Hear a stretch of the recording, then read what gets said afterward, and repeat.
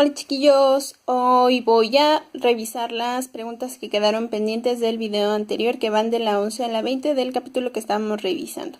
Entonces pues vamos a empezar, chiquillos.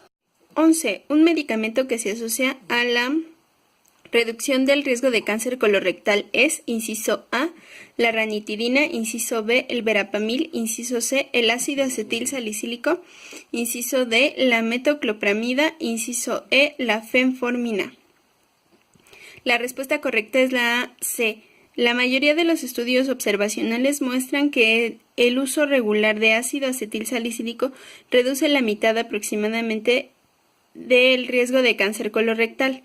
Estudios con otros AINES también demuestran una reducción del riesgo. Sin embargo, los resultados de ensayos clínicos realizados para evaluar la utilidad del ácido acetil salicílico no aportan resultados concluyentes y tampoco se dispone de información sobre dosis, frecuencia y duración idónea del tratamiento, por lo que por el momento no se aconseja la utilización sistemática del ácido acetil salicílico en la prevención del carcinoma colorectal.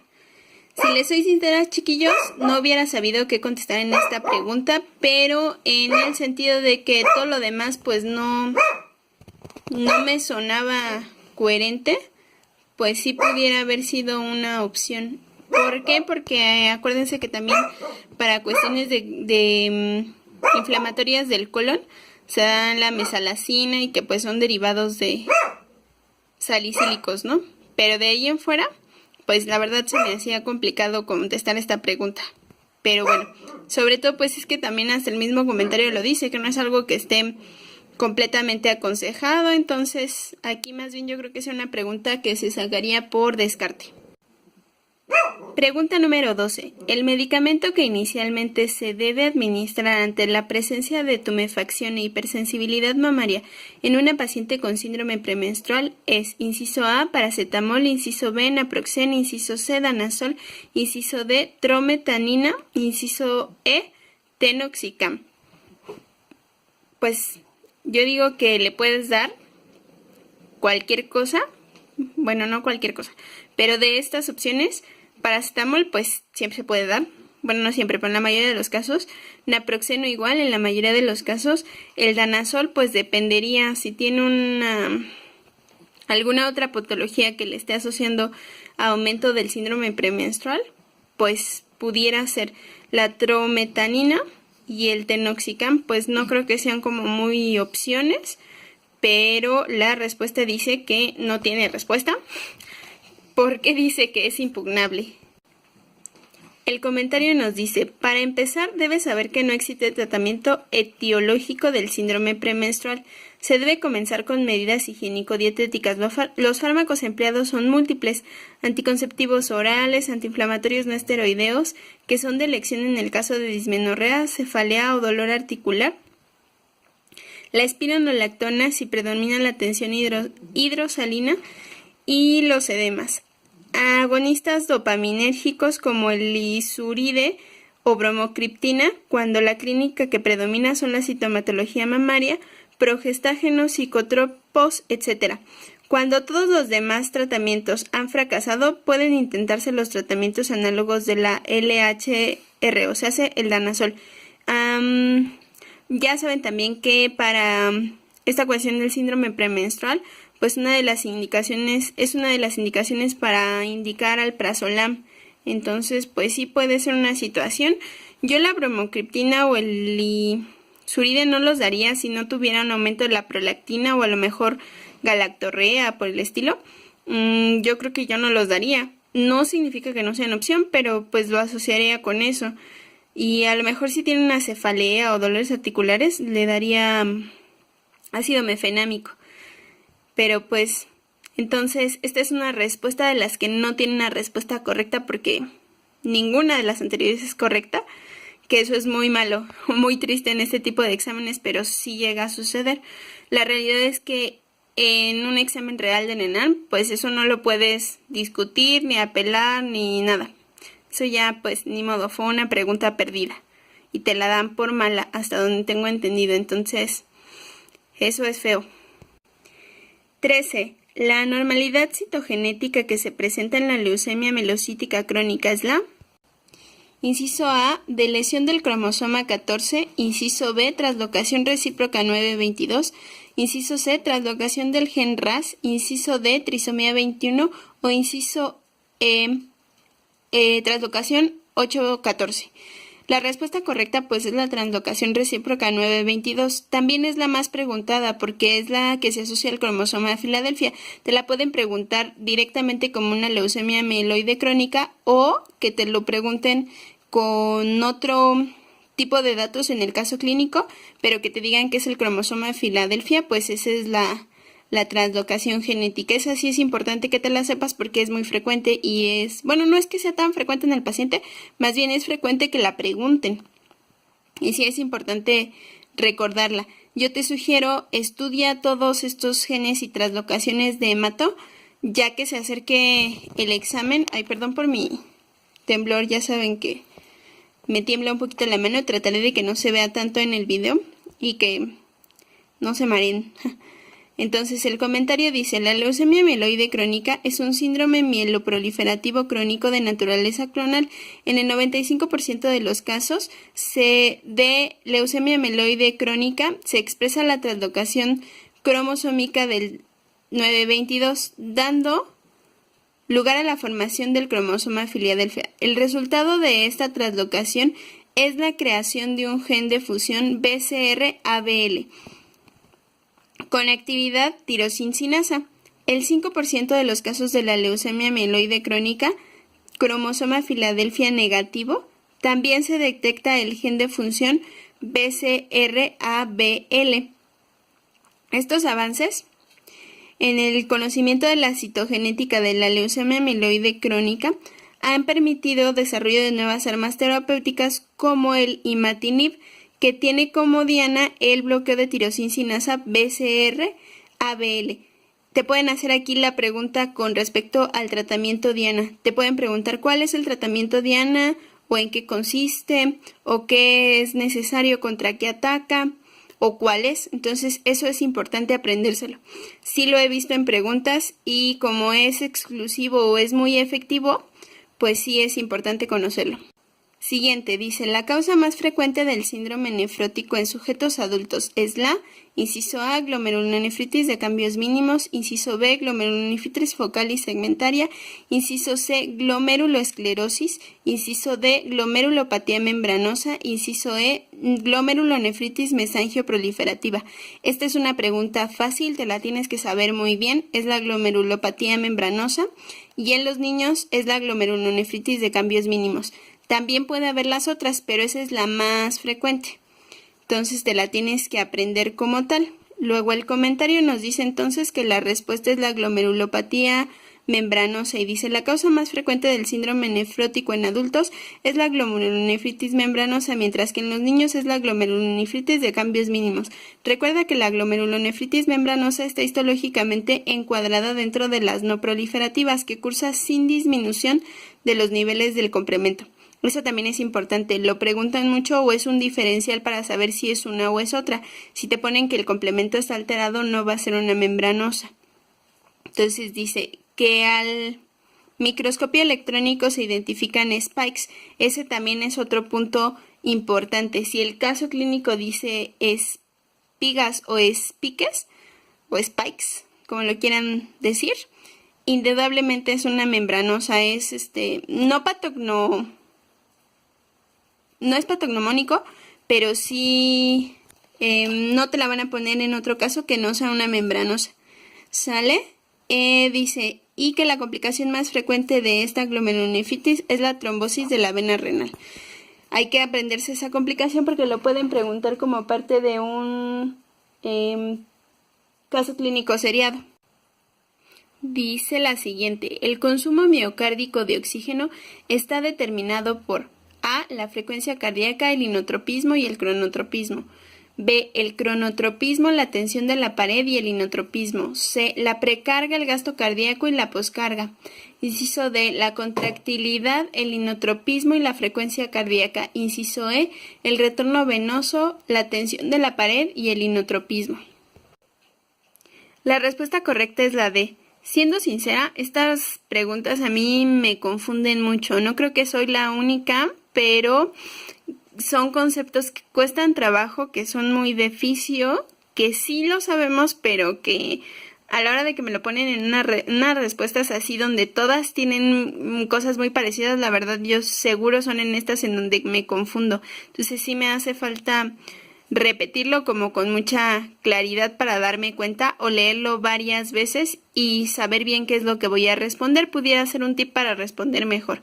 Dice el comentario: el corazón representa menos del 0.5% del peso corporal total y aún así representa aproximadamente el 7% del consumo basal de oxígeno. El consumo miocárdico de oxígeno está determinado principalmente por la frecuencia cardíaca, el estado inotrópico y la contractilidad cardíaca. La cantidad y distribución del flujo sanguíneo miocárdico es regulado continuamente, principalmente en respuesta a la demanda miocárdica del oxígeno. El flujo sanguíneo miocárdico es determinado por la presión coronaria de perfusión o presión aórtica. La tensión de la pared miocárdica está relacionada en parte con el grosor de la pared ventricular y su tamaño y la resistencia vascular coronaria. Insisto, para mí estas son preguntas que tengo que leer 2 o 3 veces para responder bien y aparte me tengo que poner a pensar en qué es lo que me están preguntando y qué es lo que está escrito en la respuesta. Lean bien las preguntas para que sea más fácil responder. La siguiente es la número 16 y dice: el diurético de mayor utilidad para el manejo y control de la hipertensión arterial en el estadio 1 es la, inciso A, furosemida, inciso B, espironolactona, inciso C, bumetanide, inciso D, clorotiazida o inciso E, toracemida. Esta respuesta sí me parece sencilla, correcta es la D, que es la hidroclorotiazida. Incluso si se ponen a pensar hasta por lógica, la mayoría de los tratamientos de primera elección vienen ya en formas farmacéuticas en combinación con la hidroclorotiazida. Por ejemplo, captopril con hidroclorotiazida, o losartán con hidroclorotiazida, o telmisartán con clorotiazida. Entonces son frecuentes y pues eso te pudiera como ayudar a sospechar si no supieras nada al respecto. Dice: tensión arterial en estadio 1 se define como una tensión arterial sistólica de 140 a 159 y una tensión arterial diastólica de 90 a 99. El tratamiento de la HTA incluye unas medidas generales de tipo higiénico-dietéticas. Solo cuando estas no son suficientes se debe añadir un fármaco hipotensor. Se admite que el tratamiento de la HTA se puede realizar con cualquiera de los fármacos de primera línea. Generalmente se empieza en monoterapia, pero casi el 70% de los pacientes necesitan un segundo fármaco, siendo recomendado un diurético tiazídico si no se utilizó como primera opción.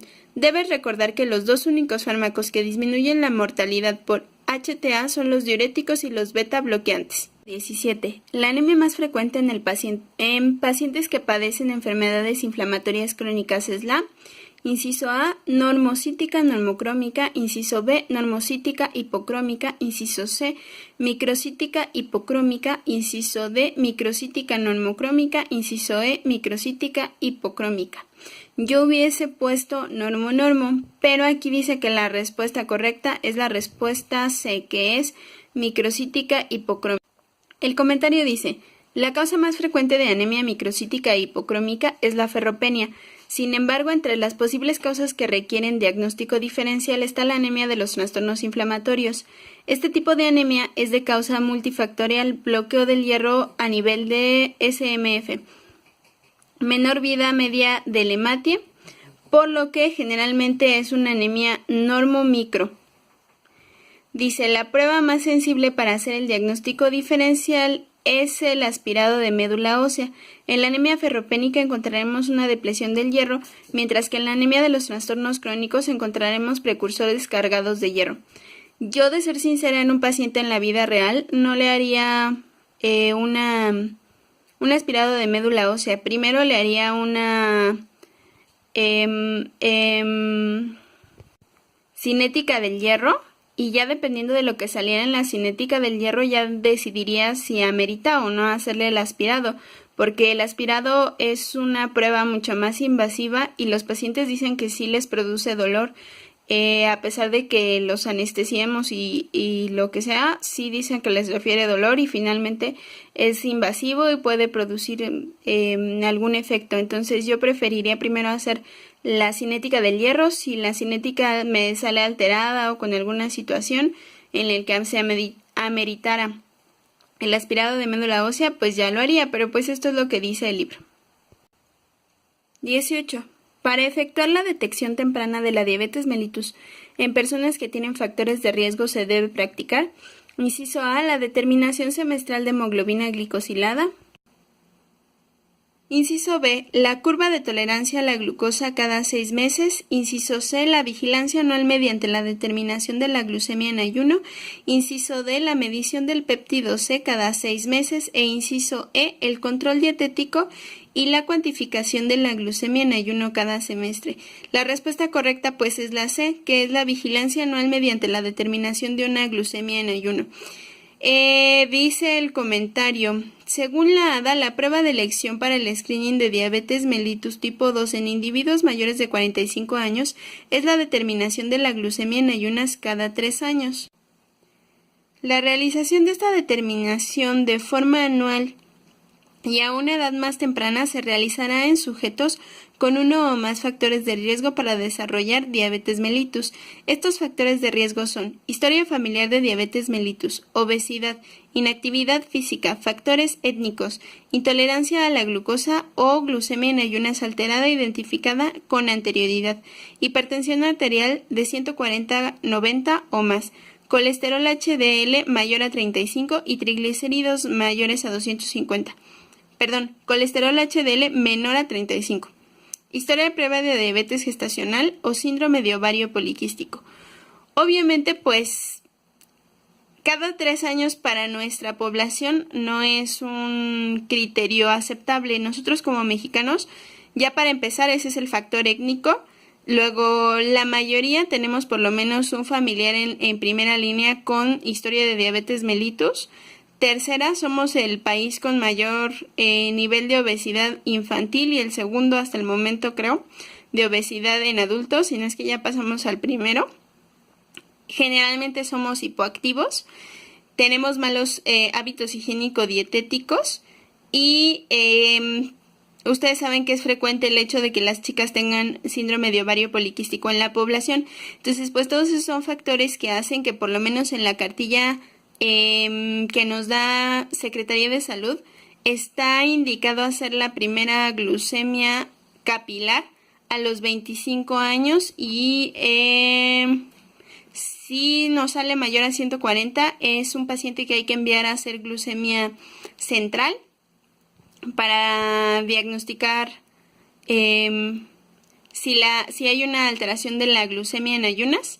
Y ya posteriormente, si tiene una segunda medición de la glucosa mayor a 126 en ayunas central, es uno de los criterios diagnósticos de la ADA. El otro criterio diagnóstico es que tenga una hemoglobina glicosilada mayor a 6.5 porcentual.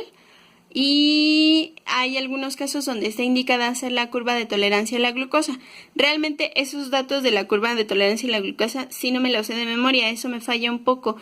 No los preguntan tan frecuentemente, pero en la embarazada sí es importante saberlos porque sí, ahí sí es muy probable que lo puedan preguntar. Pregunta 19. En la etapa inicial de la obstrucción urinaria baja se produce A. Disminución de la resistencia uretral. B. Hipotrofia del trígono vesical. C. Disminución de la presión intravesical. D. Insuficiencia de la unión uretero-vesical. O E. Hipertrofia de la musculatura vesical. La respuesta es la E y el comentario dice: en las primeras fases de la obstrucción urinaria baja, como puede ser una hipertrofia benigna de la próstata, no suele haber síntomas ya que el músculo detrusor mediante una hipertrofia y una elongación de sus fibras es capaz de compensar con una mayor fuerza contráctil el aumento de la resistencia al flujo urinario de la uretra prostática. A medida que progresa la obstrucción por sobredistensión, la musculatura vesical pierde la capacidad de compensarla, se vuelve insuficiente y empieza a aparecer la sintomatología típica prostática, así como síntomas derivados de la inestabilidad vesical como la poliaquiuria, nicturia y la urgencia miccional. El engrosamiento de los mecanismos de compensación, el agotamiento de los mecanismos de compensación agravado por los fenómenos intercurrentes como infecciones, frío o fármacos puede desembocar en un episodio de retención urinaria aguda.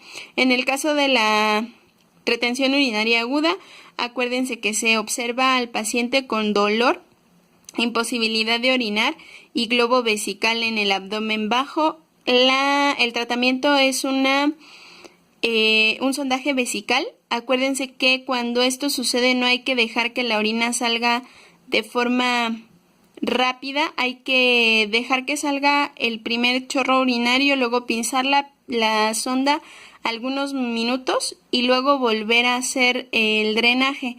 Si ustedes dejan que la sonda drene de forma rápida o muy precipitante, puede haber una cistitis hemorrágica reactiva por esta situación, entonces hay que pinzar siempre su sondita para que no tengan esa complicación.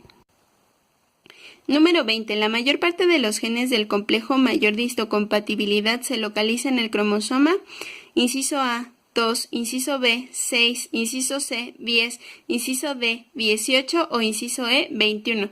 Para mí esta es una pregunta pues difícil, yo no la sabría decir así a simple vista, tendría que haberlo estudiado, pero si me pusieran así de la nada a escoger una respuesta, pondría la 2.